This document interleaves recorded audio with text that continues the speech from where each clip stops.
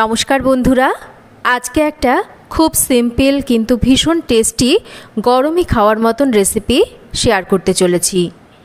এই গরমে এইভাবে যদি উচ্ছে বা করলা বানিয়ে নেন তাহলে কিন্তু বাড়ির বাচ্চারাও এই রেসিপিটা খেয়ে নেবে।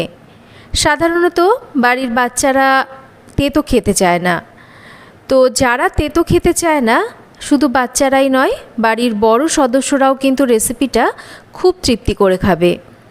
খুব সিম্পল হলেও রেসিপিটা খেতে কিন্তু গরম ভাতে মেখে দারুণ লাগে। আজকের রেসিপিটা বানানোর জন্য এখানে আমি করলা কেটে নিয়েছি। তো করলাগুলোকে গোল গোল করে কেটেছি আর ভেতরের শক্ত বীজটাকে বাদ দিয়ে নিয়েছি এখানে পেঁয়াজ একটু গোল গোল টুকরো করে কেটে নিয়েছি আর কিছুটা মিষ্টি কুমড়ো নিয়েছি। এবার সবার প্রথমে আমি অল্প করে একটু পাঁচফোড়ন ভেজে নেব। পাঁচফোড়নটাকে একটু হালকা করে ভেজে নিচ্ছি, খুব বেশি ভাজছি না, যাতে পাঁচফোড়নের এই যে মেথিগুলো এগুলো খুব বেশি ভাজা না হয়ে যায়, মানে পুড়ে না যায়, সেটা মাথায় রাখতে হবে। পাঁচফোড়নটাকে হালকা করে একটু ভেজে নেওয়ার পর আমি নামিয়ে একটা সাইডে রেখে দিলাম। এবার আমি অল্প করে একটু তেল গরম করে নিয়েছি।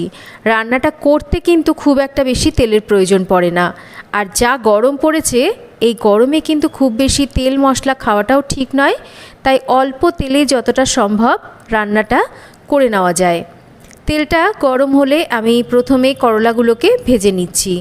করলাগুলোকে প্রথমে একটু হালকা ভেজে নেওয়ার পর সামান্য করে একটু লবণ দিয়ে দিচ্ছি।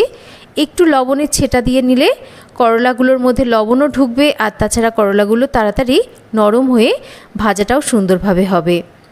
তো একটু লবণ দিয়ে এবার একটা ঢাকা দিয়ে আমি করলাটাকে একটু ভেজে নিচ্ছি। 2-3 মিনিট ঢাকা দিয়ে রেখে একটু ভেজে নেওয়ার পর এবার ঢাকাটা সরিয়ে নিয়েছি। এবার করলাটাকে বেশ একটু লাল করে ভেজে তুলে নেব। করলাগুলো বেশ একটু লাল লাল ভাজা হয়ে গেছে, এই অবধিই ভাজবো, বেশি মুচমুচে করে ভাজবো না। এবার এগুলোকে ভালো করে তেলটা ঝরিয়ে তুলে নিচ্ছি।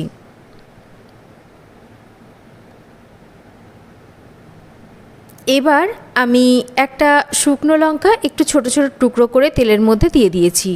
লঙ্কাটাকে একটু ভেজে নিচ্ছি। লঙ্কাটা বেশ ভাজা ভাজা হয়ে গেলে এবার আমি এই কড়াইতে দিয়ে দেব কেটে নেওয়া কুমড়োর টুকরোগুলো।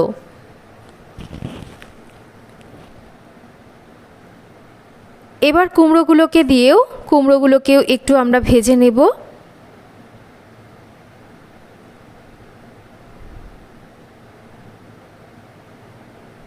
সবজিগুলোকে কিন্তু একটু লো ফ্লেমে রেখে আস্তে আস্তে ভাজতে হবে, যাতে সবজিগুলো খুব বেশি পুড়ে না যায়। যেহেতু কম তেলে রান্নাটা হচ্ছে, তাই একটু যদি সময় ধরে আমরা রান্নাটা করি, রান্নাটা কিন্তু সুন্দরভাবে কম তেলেও করে নেওয়া যায়। এবার কুমড়োটা একটু হালকা নরম হয়ে আসলে এই যে পেঁয়াজের রিংগুলো এগুলো একটু খুলে খুলে দিয়ে দিচ্ছি। এবার এই কুমড়োর সাথে পেঁয়াজটাকেও একটু আমরা ভেজে নেব। একটু ঢাকা দিয়ে দিচ্ছি যাতে কুমড়ো আর পেঁয়াজ একটু তাড়াতাড়ি নরম হয়ে যায়। দেখুন, হালকা একটু ঢাকা দিয়ে রান্না করে নেওয়ার পর ঢাকাটা সরিয়ে নিচ্ছি। পেঁয়াজ কুমড়ো এগুলো কিন্তু হালকা একটু নরম ভাব হয়ে এসেছে। এবার এর মধ্যে বাদবাকি লবণ দেব পরিমাণ মতন হলুদ, আর অল্প একটু ঝালের জন্য লঙ্কার গুঁড়ো দিয়ে দিচ্ছি। একটু এরকম করে হাতে করে জলের ছেটা দিয়ে দিচ্ছি। যেহেতু রান্নাটা একটু কম তেলে করছি, তাই যদি এরকম হালকা করে করে জলের ছেটা দিয়ে রান্নাটা করা যায় তাহলে কিন্তু রান্নাটা হতে সুবিধা হয়, মানে পুড়ে ওঠে না। এবার জলের ছেটা দিয়ে একটু নাড়াচাড়া করে নেওয়ার পর আবারও একটু ঢাকা দিয়ে আমরা রান্না করব। ততক্ষণ এই পাঁচফোড়নটা ভেজে নিয়েছিলাম, এটাকে কিন্তু গুঁড়ো করে নিয়েছি। তবে পাঁচফোড়নটা একদম মিহি করে গুঁড়ো করবেন না, একটু দানা দানা থাকবে, এই রকম করে গুঁড়ো করে নিতে হবে। এদিকে দেখুন, এই যে ঢাকাটা সরিয়ে নিয়েছি, পেঁয়াজ কুমড়ো এগুলো বেশ একটু সুন্দরভাবে নরম হয়ে গেছে, বেশ ভাজা ভাজা হয়ে গেছে। এই রকম নরম করেই এগুলোকে ভাজতে হবে। আগে থেকে ভেজে নেওয়া করলাগুলোকে দেব, আরও একটু হাতে করে অল্প করে একটু জলের ছেটা দিয়ে দেব, একটু মিষ্টি দেব, এতে করে এটা খেতে ভালো লাগবে।